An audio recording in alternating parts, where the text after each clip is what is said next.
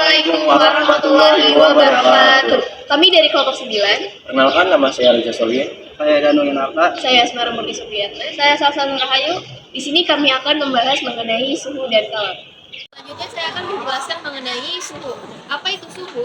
Menurut Kamus Besar Bahasa Indonesia, suhu adalah ukuran kuantitatif terhadap temperatur seperti panas atau dingin. Sedangkan dalam ilmu fisika, suhu adalah besaran dalam fisika yang menyatakan keadaan derajat dari suatu benda. Nah, sedangkan apa itu kalor? Kalor merupakan salah satu bentuk dari energi yang dapat berpindah dari suatu benda yang memiliki suhu tinggi ke benda dengan suhu yang rendah jika kedua suhu tersebut saling bercampur.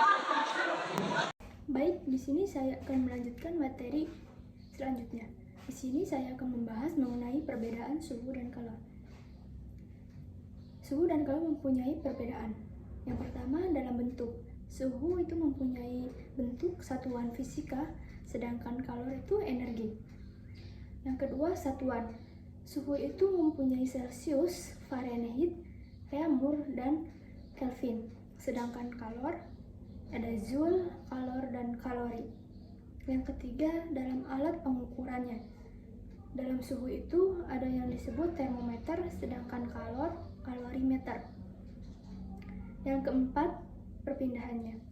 Suhu itu tidak dapat berpindah, namun dapat mengalami kenaikan atau penurunan.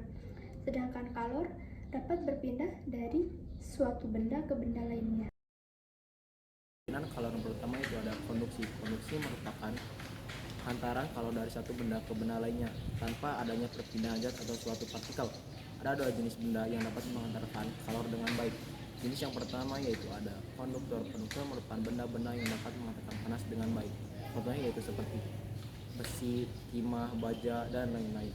Jenis yang kedua yaitu ada isolator. Isolator merupakan benda-benda yang kurang dapat menghantarkan kalor dengan baik.